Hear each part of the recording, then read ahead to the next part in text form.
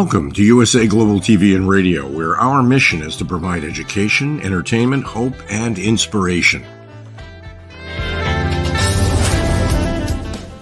USA Global TV and Radio connects you with experts and audiences all around the world every single day to help you succeed in business and to live a richer life. Visit us at usaglobaltv.com to learn about career and life-changing training and mentoring programs like the Listening Mentor. Subscribe to our newsletter to stay informed about our special programs and offers.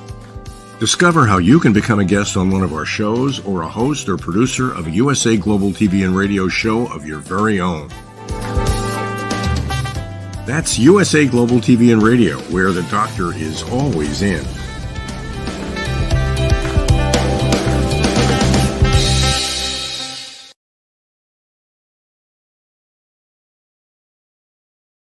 Hello, everyone. Welcome home to USA Global TV and Radio. Our channel provides world-class education, entertainment, hope, and inspiration.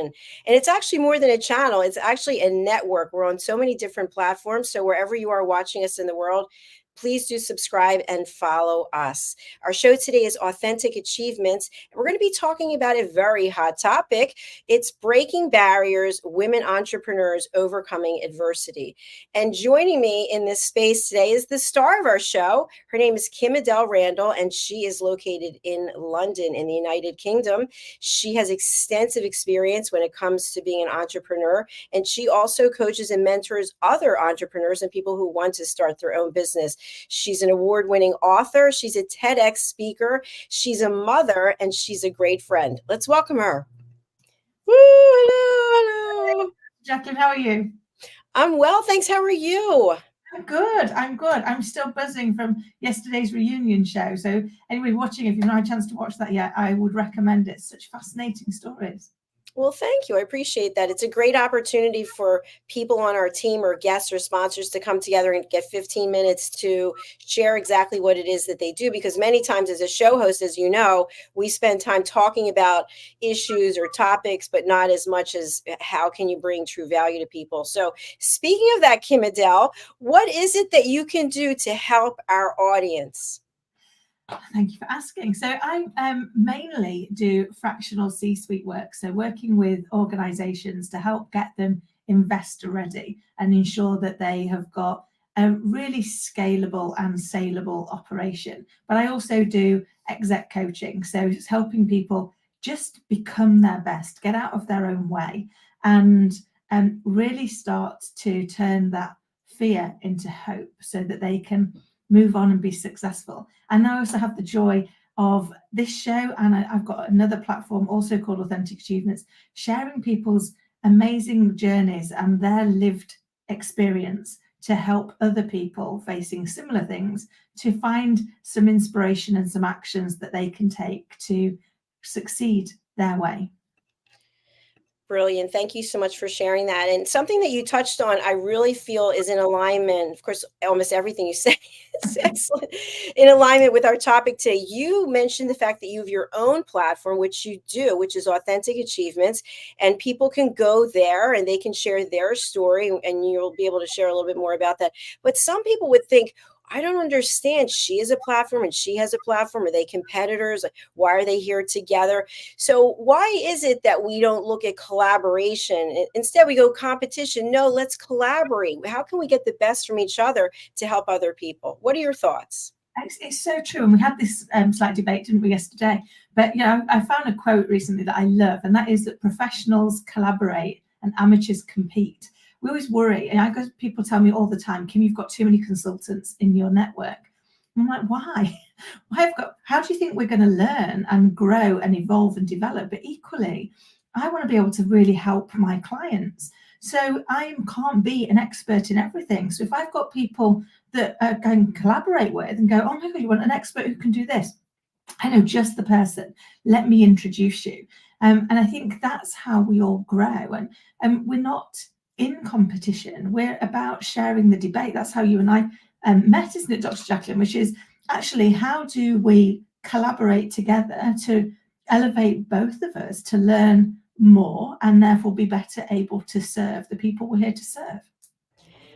Absolutely. And I would encourage anyone who's out there, look in your LinkedIn network. Maybe look outside the network on LinkedIn. I know at one point I put in coaches on LinkedIn. I think over 6 million different ones came up. What can you learn by just reaching out to someone? Just a quick story. We have a show here called Coexistence and Sustainability with Pet Psychic Amina. And when I first started, I went on LinkedIn and I just put psychic because I was really interested in having a psychic on, and all these names came out, and I went through and I found her. I didn't know anything about her except it was on the LinkedIn. We did a Zoom and she's been with me for 3 years. So you just never know where something's going to go. But what you do know is, what we know is, if you don't do anything, what's going to happen, KIM-ADELE? Absolutely nothing. We've got to be present. I just think in every day, people that have watched the show before will know I've shared my grandparents gave me 2 pieces of advice. My nan said, make every day a school day. And my granddad said, live each day as if it's your last and one day you'll be right. And somewhere between the two of them, I think they've pretty summed up life. But we can learn something every single day. And actually, we should learn something every single day, because that helps us to continue to evolve. And we don't always learn from the places that we expect. I learned something from my little girl most days, or seeing things from a different perspective, or from my clients, or from friends, or just from randomly jumping into a conversation or saying hello to somebody, in the street. It's amazing what we can learn when we become curious.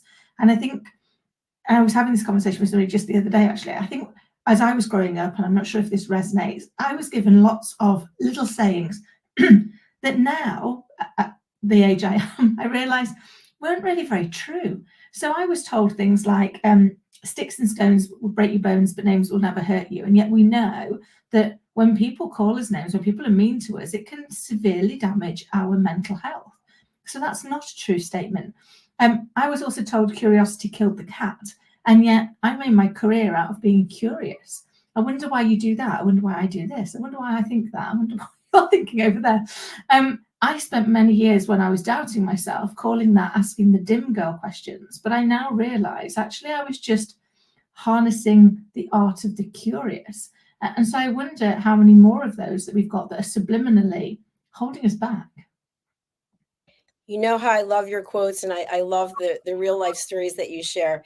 One saying that I was told over and over again by my dad was, you can never be too rich or too thin. And I think in my life, I've always had an issue with my weight, thinking that I look one way, and just it's like in my head. You and I know, because we've talked about it so many times. But when someone tells you something when you're young, you really do take it to heart. And so for me, I've always been someone who's trying to get gold stars. Why do I need more gold stars at this age? It's kind of crazy. But today we're talking about breaking those barriers. So maybe taking those misconceptions that we were told, sticks and stones, and breaking through that, and maybe lending a hand to somebody who's younger, or somebody who's in a different stage of their life, but also struggling with those misconceptions that somebody told them were true. It's so true, and it's such an interesting topic. In fact, just last Saturday, I was at the Women of the Year alumni event at Newnham College, and that event was titled "The Power of Making Trouble in the Most Constructive Way." And there were just the most fascinating ladies that were there sharing, their stories. The keynote speaker, for example, was the first non-white female judge to appear at the Old Bailey.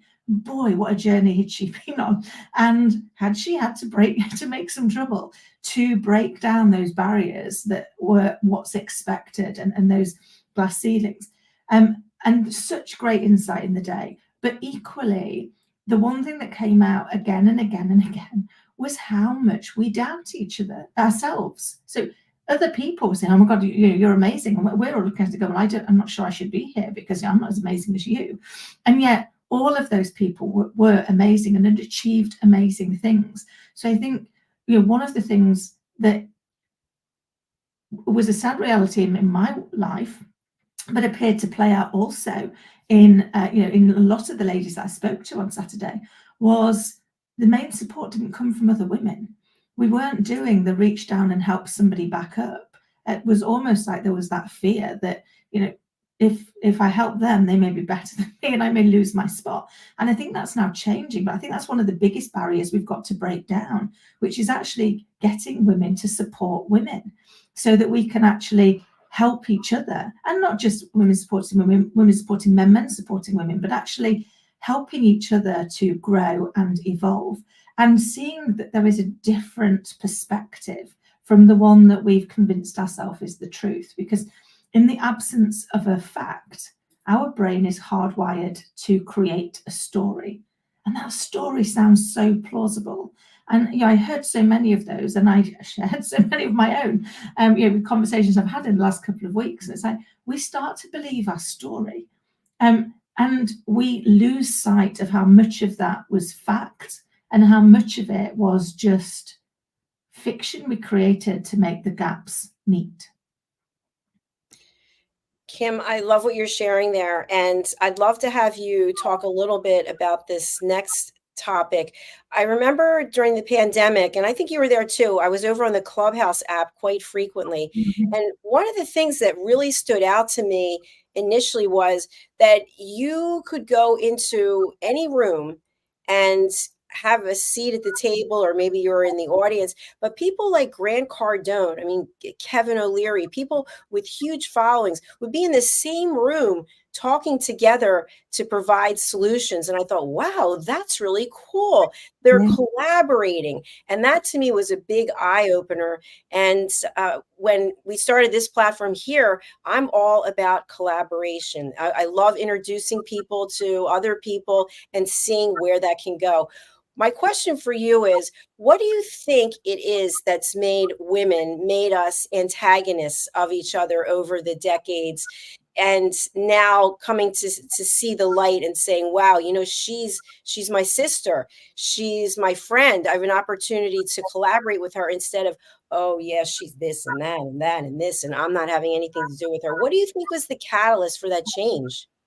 Oh, such a great question. And I think some of it came from, when I started my early career, and we were in financial services, there was very few women that made it to the top. And therefore, I think there was an element of scarcity, and people were a little bit concerned that it might be positive discrimination. And therefore, if I give up my place, then I might not get another one. And I don't think we'd found our space. I grew up with quite a lot of female leaders that thought the best way to lead was to just be like a bloke in a skirt.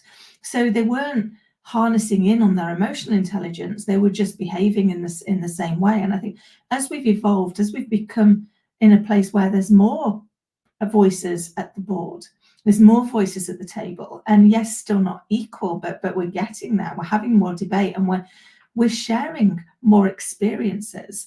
I think we're starting to see things from that broader 360. And I think one of the challenges is that emotional intelligence has been heavily underrated. It's been one of those things that we call, we even badge it a soft skill, which always makes me want to laugh out loud, because I'm like, if it really is soft, why do you find it so hard? Why is it so difficult to employ any form of emotional intelligence in any conversation, so that we can remove conflict? And we were chatting about this just yesterday, weren't we? In that if we really communicate, if we really listen to understand the other person, then we remove the misunderstanding, the misinformation, and the miscommunication. And as a result of that, we also remove the conflict. And I think we're starting to see more of that. I think also, as well as we've evolved, and the new generations are being brought up the way we wanted them to be brought up, and therefore they're challenging that status quo. They're challenging whether that's okay for us to do it that way, or if there should be a different and a better way. And I think that's how we evolve, isn't it? It's that constant, it's never really one big thing, it's the constant little things. And I love a quote. I remind myself constantly that diamonds are just rocks that did really well under pressure. And so I think that's it. As we find our diamond, as we find the sparkle for us to shine, it is in the constant resilience and evolution of handling what life throws to us and finding those roots. And I think once you open your mind to listen to somebody else's story, you can see so many more similarities than you can see differences. And I think we spent too long looking at what makes us different, and now I think we're looking for what makes us similar. Like how can we actually feel more like we fit in? It's so interesting because what's coming to mind are two things. One, she or he is a diamond in the rough. Have you heard that expression before? Yeah. So we don't see it ourselves, but somebody else sees the potential for us being a diamond. And the other thing is, I'm wondering, I used to be told opposites attract. And then as I've gotten older, it's kind of more like, no, being more similar is more attractive than being more different. So we're talking right now about breaking barriers and really what's the barriers we can break inside of ourselves or the belief system that we have that we can break. But there are also other barriers that we need to break as entrepreneurs. And this one always comes to mind because we'll hear someone say, my business wasn't going the way that I wanted to go. I wasn't making enough money, so I decided to just close it up. And then somebody else will say, you were a minute away from, you were an hour, you were whatever it was away from making it. And the person in their case, they continued, they progressed, and whatever came their way, they didn't say no. But how do we know when there's truly a barrier that's put there for a reason to say, stop, it's a detour now. We're not going to go forward. We're going to follow the detour. What are your thoughts about that? Oh, another great question, because it's hard, isn't it, when you're in it and you can bang your head against what feels like a brick wall for forever. But then we hear of all these overnight successes that weren't overnight successes at all. They were the result of consistent hard slog and not giving up. And I can't remember who it was. It's in Napoleon Hill's book, but he had invested in a gold mine, and they hit the stream of gold, but then it dried up, and they decided to give up and sold it to somebody else and went back to do what they were doing. And that person was a scrapyard owner, and he decided to get an engineer out to come and have a look, and found out that they were 3 foot from the new line of gold. And he went on to make millions. And the first guy said he always remembered, I stopped digging 3 foot from gold, and went on to make millions in a very different business, because every time he came up against a no, he would remind himself that he stopped 3 foot from gold. And I think sometimes it's having that reflection, and sometimes we are being stopped for a reason. But I think for me, one of the things I always try and do when I'm stuck and I'm in that place where I'm like, I don't know if this is a hard stop, Kim, you're in the wrong place, you just need to give up, or if this is just a moment of pause and reflect and see whether or not there is an alternate. Do I need to move slightly to the left or slightly to the right? I spend time just being a bit more curious with myself. Challenging, why am I so convinced it's this? Why am I so convinced that wouldn't happen? What if the other were true? And sometimes putting yourself in the place where you've achieved it helps.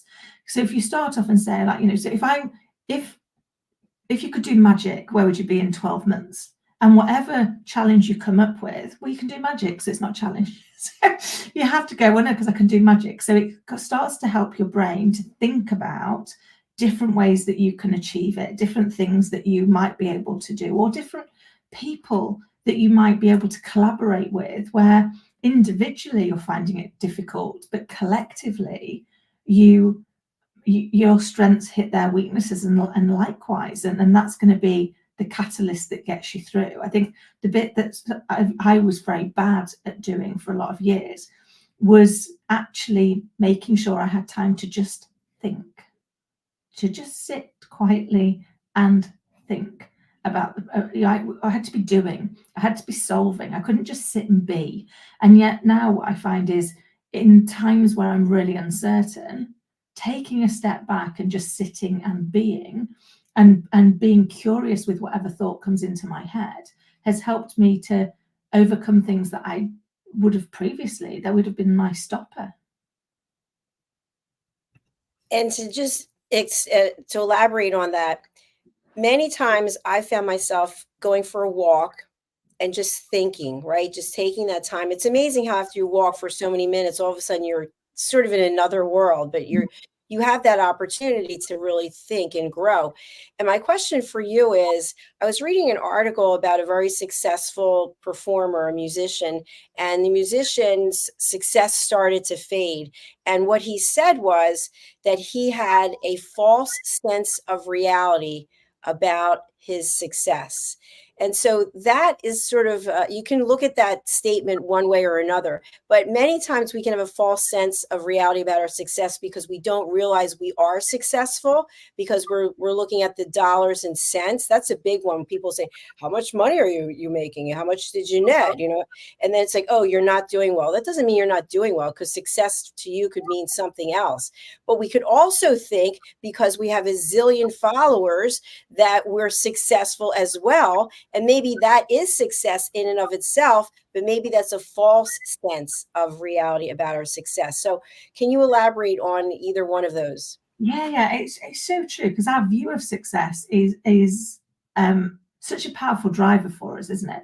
And I think, you know, I used to be very driven by what I perceived to be what was supposed to be successful. Had I got the right title? Was I continuing to progress up the ladder? Was I able, you know, was I earning what I expected to earn? I can admit all of that was before I became an entrepreneur. And all of a sudden it changes dramatically. And actually, you know, success looks very different. And depending on what life throws at us, you know, success looks very different. And I remember at one point when things were going horrendously badly for me, success to me looked like adulting appropriately for 12 hours. And that might not be massively successful for anybody watching and listening, but for me, that was something to celebrate. And it really got me to start thinking about, actually, what do I want? What would bring me joy? Because many things don't on their own bring me joy. Don't get me wrong, they're great, and they mean I can do lots more exciting things with my little girl and go and travel and things. So I'm very grateful when I get them. But actually, the things that bring me joy are the precious moments, the experiences we get, the friendships, the things that we do on the journey. And I think we have, as a society, we've created a bit of a despair and compare society. So we see the seemingly perfect airbrushed view of people's lives, and then we kind of compare our own messy reality and find ourselves lacking. But the point is, we don't look at, would we take all of their life? So, you know, we might look at somebody and go, oh, you know, I wish I got their money or their status or their followers.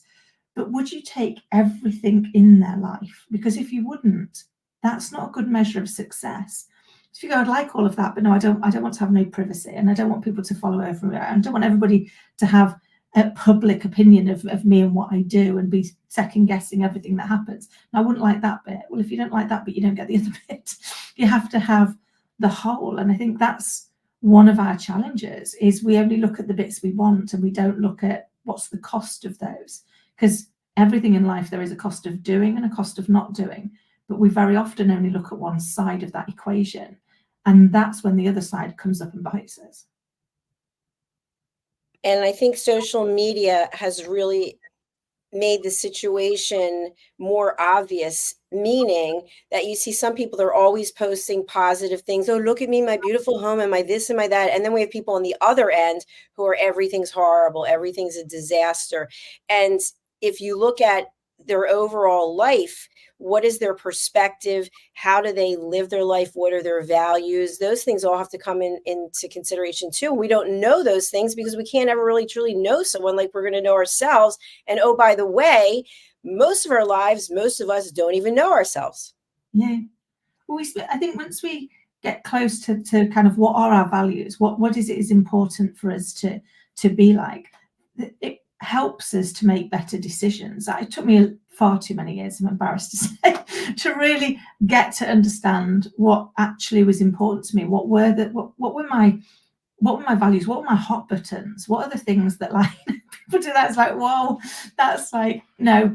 You know, I really, one of my big is, and that's why it's called authentic achievements, is authenticity. That we do what we said we'd do, that we are who we say we're going to be, and that we're honest and we have integrity. Because for me, it's really important that that's how I want to live my life. And if I get it wrong, that I take accountability for that, because it's never my intention.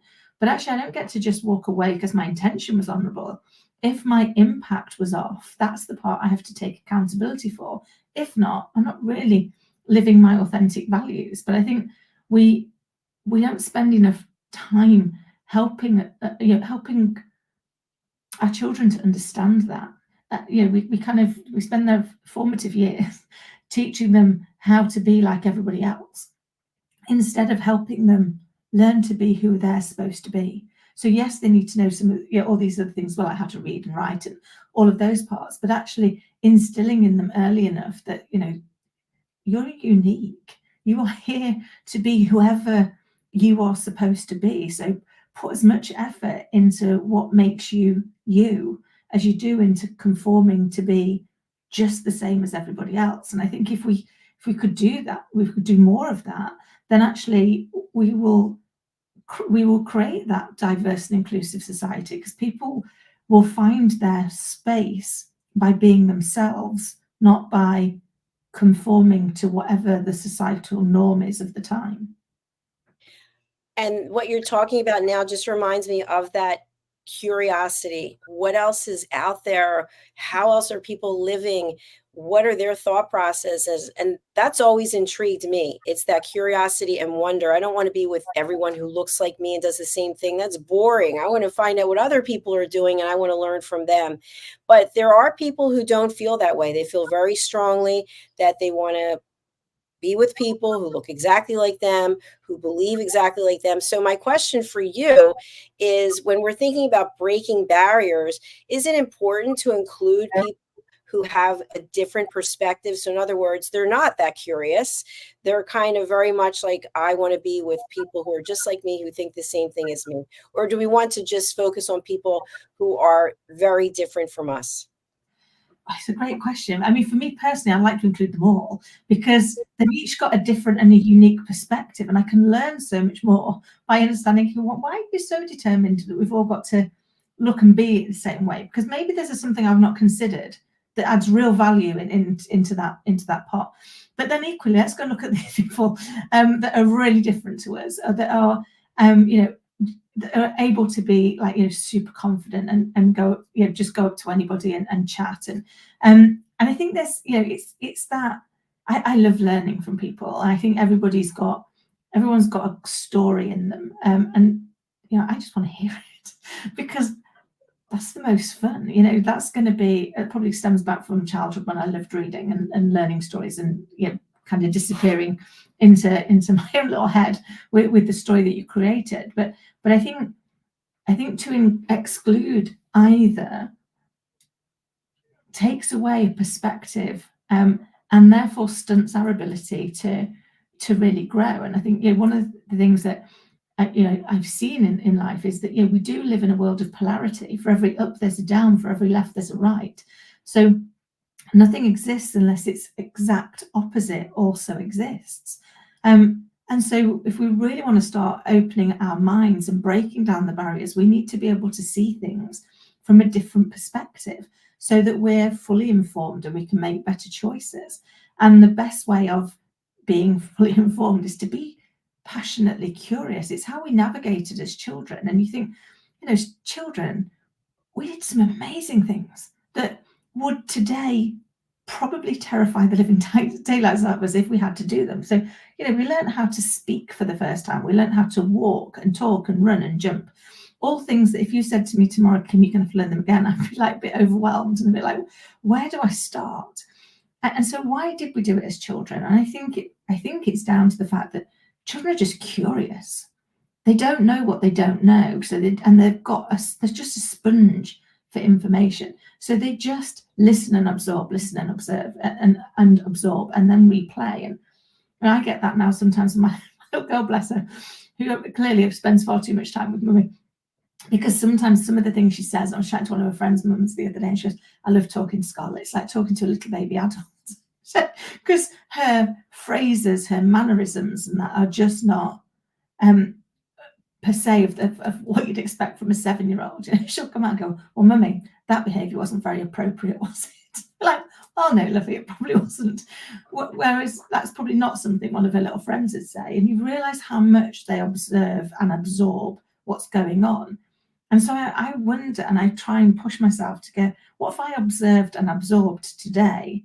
Or have I been so close-minded that I'm just stuck with what I already know? Because that, for me personally, and it's just for me, different from everybody else, for me personally, thinking that I'll never learn anything else is the most depressing thought I can think of, because I don't think I'm that evolved yet. So I want to keep evolving. I want to keep learning. I want to keep moving forward so that I can help Scarlett be the best version of herself that she can be. And I can't do that unless I'm willing to keep challenging myself to learn new things, to have different conversations, to be willing to be wrong.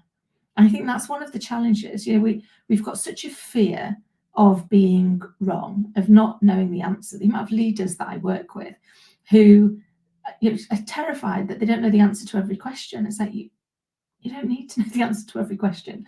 You need to be able to ask better questions to help find the answer. But actually, if you knew the answer to every question, the organisation is going to be very stilted very quickly. But I think it's, how do we overcome that fear of not knowing everything? Excellent points as always. Thank you, KIM-ADELE. And when you mentioned the fear, and we go back to children, watching children do what they do, it's just incredible because they don't understand, they don't even know about fear. We as the adults are the ones who instill that fear. Don't do that. Don't say that. And then we go for the rest of our lives thinking, I can't jump on that sofa for some reason. I can't, it's interesting because what is the age or what is the specific time when that childlike wonder and curiosity gets broken, gets eliminated, and all of a sudden you're living it from a fear-based instead of a curiosity-based? Oh, it's such a great question. I'd love to know the answer, but I think some of it is in how we position things, isn't it? I always say to Scarlett, I won't ever say that she was naughty. I will say what you did wasn't a good choice, but the beauty about choice is you can make another one. That wasn't a good choice. We can make another one. I'm always really careful to make sure that I distance her from the label, because I think the problem is you hear children they've been given a label and then they make it their own. So you're naughty, or you're not very clever, or you're not this, or you're not that, and we make them believe the label, and then they take it into their adult life, and we all become self-fulfilling prophecies. So whatever we're telling ourselves is the label is going to be what happens to us. I'm a strong believer that what we believe is what we will achieve. So if what we believe is negative, that's what we will achieve.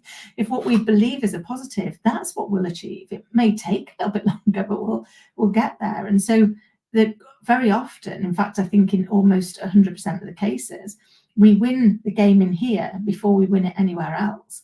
And so it's helping them understand. And I watch with Scarlett and with her friends, and I see in adults, we're very quick to be able to say what we don't want. But we very rarely write our goals in what we do want. So it's like, I don't want to be overweight. I don't want to be getting older. I don't want to do this. I don't want to do that. When you ask, what do you want? What do you really want? It changes how we're viewing things. And I think it's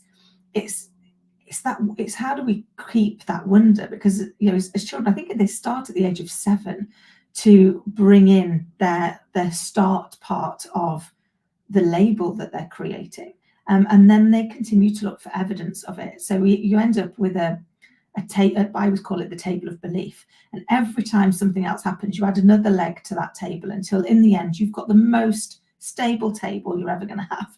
But it might not serve you. It might not serve you. And I guess now the benefit of getting older and looking back is very often you've viewed it with your childlike mind, and there might have been a completely opposite thing that happened. If you ever replayed with a family member a situation that you vividly remember from your childhood, and they've got a very different memory of exactly the same thing, and the likelihood is both were correct. They were just viewing it from only the viewpoint that they could see and hadn't been able to take into account what the other person could see. And I think it's that, it's how do we keep questioning ourselves to keep that curiosity. I mean, the bit I love about kids, they get really terrified. I was all the time on a really big slide. No, I can't go down it. And I'm like, are you sure you can't go down? No, I can't go down it. And then you give her favorite little stuffed teddy, and all of a sudden she can conquer the world with this inanimate little stuffed teddy. But actually what it is it gives her the hope and the belief that she's going to be okay. And I think maybe that's the thing we need, is what's the thing that we can have as an adult that we can hold on to in those moments where our fear is taking hold and telling us we can't do something, that will give us the courage to just give it a try. Courage. So important, being willing to put yourself out there. I had someone say to me recently, I really admire you because everything you do is your passion. And I thought of the word admire, and I was wondering if that person, if it was a sincere, genuine appreciation, or if it was more of a negative kind of jealousy or something based on fear. Because many times we fear putting ourselves out there. We watch someone else doing it and we really resent them for doing it because we are not putting ourselves out there. So if you were coaching someone, an entrepreneur, and they were looking to take their company public, like what you were talking about in the beginning, there's obviously that thought that I'm not good enough. No one's going to believe in me. So how do you support someone and help them? Obviously, it's a big question, but what are some of the first steps, I guess, to looking at taking your company public? Great questions. I think one of the big challenges that I find going into organizations is the owner. The organization can have grown. I'm working with a couple at the moment that, they're doing really well. They've got themselves, in the tens of millions, but they are stuck in that business. It works well if they're in it, but actually their fear is if they're not there, it won't be done the way that they want it to be done. And actually what they've not got is that scalability. So one of the first things I say to people is, what's your exit plan? So what happens when you are no longer in the business because you don't want to be? How does the business then move to survive that? And a lot of that is getting out of your head all of the things that you already do, and all of the things that are assumed knowledge because they're in there. And the second one, and one of the ones that really holds up organizations when they're seeking investment or looking to go public, is you're going to have to go through due diligence. For you to be able to get what you think the business is worth, you are going to have to go through due diligence, which means you're going to have documented processes. You're going to have governance, the one thing everybody hates. The minute I bring up governance, you see people's eyes glaze over and start rocking, going, oh my God, what's she talking about now? But actually, when you put good governance into an organization, the organization runs itself. And that's what takes the brakes off your how quickly you're going to get to succeed and be able to be in front of that investor. And I think for me, the first things to be looking for if you're seeking that investment is who would you like to invest in you? Where would you like it to go? What values do you want them to have, and do you want to have, so that you can actually pull that in? And it's then about building that cohesive story and being able to take that step away. There's research done that shows that in a lot of people, when they get ready to either sell it or to invest in it, it's not quite worth what they want it to be worth yet. And so they bring in an MD so that they can start to do some of the things they want to do that don't involve them being in the business every day. And in 85% of those cases, it fails. And the reason it fails is because they bring in an MD in their likeness. And so one of the things I help people with is, it's your baby, your business is your baby, absolutely. And you put blood, sweat and tears into growing it and developing it and bringing it to life. But imagine your baby is now ready to go to university. What university do you want it to go to? Do you want it to go to Harvard, Stanford, Cambridge, Yale? Or do you want it to go to the local university, or in the UK, what used to be the polytechnics? When you ask people that, they'll be like, well, of course I want Harvard, Yale, Stanford, Cambridge. I'm like, right, so you're going to have to find a Harvard, Stanford, Yale professor. Your baby is not ready for you to hand them over, but you now need to bring in somebody who is of that caliber that can help your business to just level itself up. And you don't always need them for loads of hours. Most of the clients that I work with them for between 5 and 10 hours a week for a period while we actually get them investment ready, because they don't need me to run the everyday. What they need me to do is put in the governance, infrastructure and scalability of what they're doing so that they can actually meet that due diligence. Incredible tips there. And I know that the work you're doing is helping so many people, and there's other people out there, obviously across the world. Can you work with anyone regardless of where they are?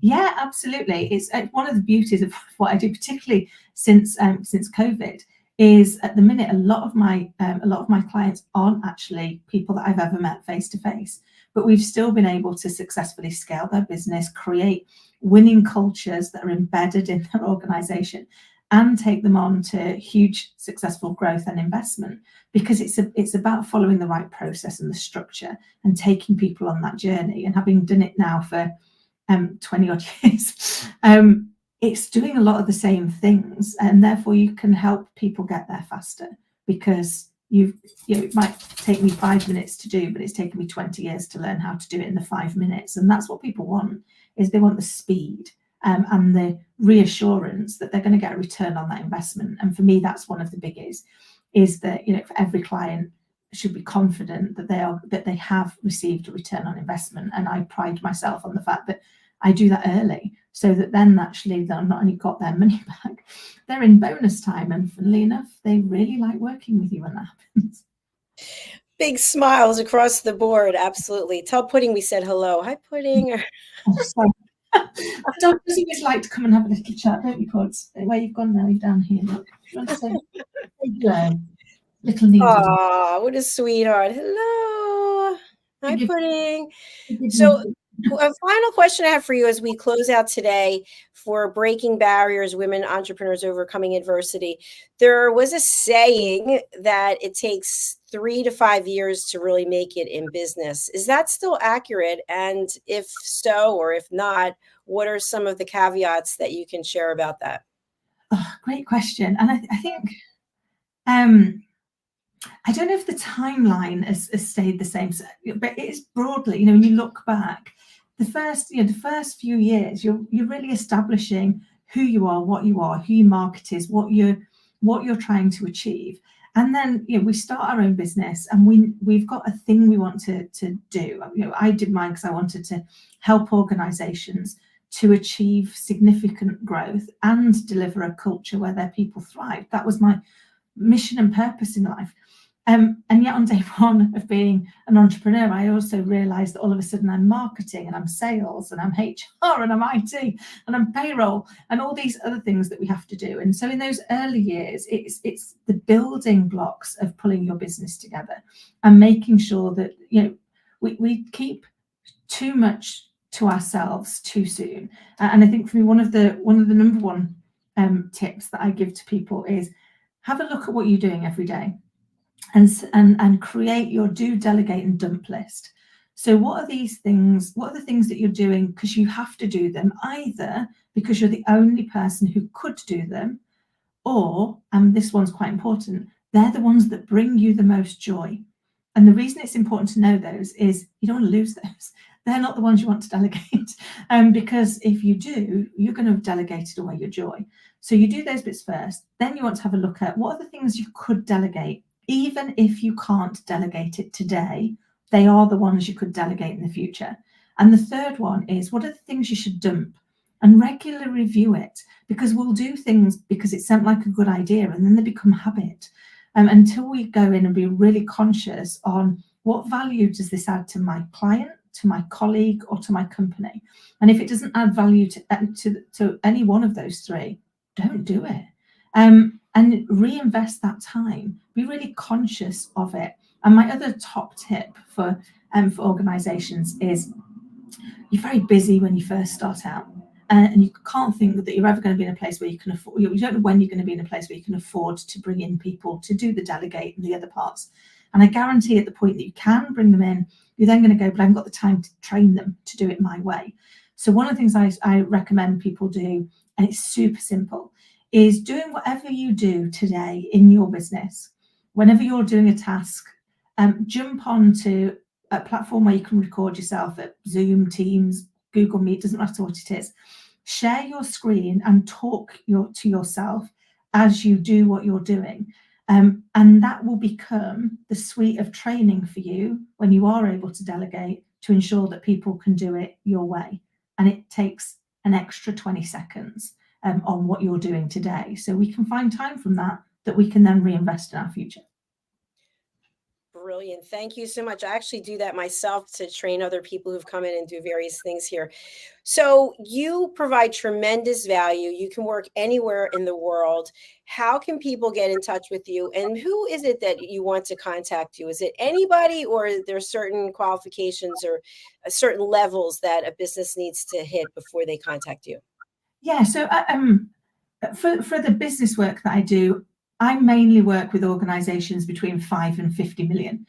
So CEOs, owners of those businesses that need some support to be able to get them to that next level, to get the next note on there, and to ensure that it is scalable. So if you know anybody that meets that criteria, you can reach out to me directly. You can find out what we're doing on www.AuthenticAchievements.com, or you can email me directly at KIM-ADELE@AuthenticAchievements.com or Kim@KIM-ADELE-Randall.com, and we can help you get out of the business and focused on where it's heading. But then equally, if you've got a fascinating story that you want to share and want to join us on the podcast, again, same details to get in touch. But that really is about sharing people's lived experience to help other people to connect and find ways to get through whatever they're going through and be inspired. Do reach out to KIM-ADELE and be featured on her platform, Authentic Achievements. Find out more about how to take your business public. It's an absolute pleasure to have you here, as always. And yesterday, you were on the reunion show, as we mentioned earlier. People can go over to our YouTube channel, which is USA Global TV and Radio, and they can actually watch the reunion show and the contributions you made there as well. Bless you. It's always such a joy, Dr. Jacqueline. I so love our fortnightly chats. I always learn so much. So thank you for always being so kind with me. Well, thank you. I always learn from you. I love those quotes, so keep them coming. All right, my dear, enjoy the rest of your day. And you, take care. Bye-bye. Thank you. Bye. Thank you, everyone. Please do reach out to KIM-ADELE. I'm going to put her information up again so that you can connect with her. She really is an incredible person. She's got tremendous amount of business savvy, and she can help you take your business to the next level. Also, please reach out to her to be a guest on her platform, Authentic Achievements. As we mentioned during this show about breaking barriers, it's all about collaboration. So if you're in the mindset of he's a competitor, she's a competitor, maybe you can look at it from a different way. And what can you learn from that person? As I mentioned, I love to introduce people to other people. And sometimes I've heard from people, wow, I can't believe that you're putting this person in touch with that person. That could affect your business. And maybe they're not going to do a show with you anymore.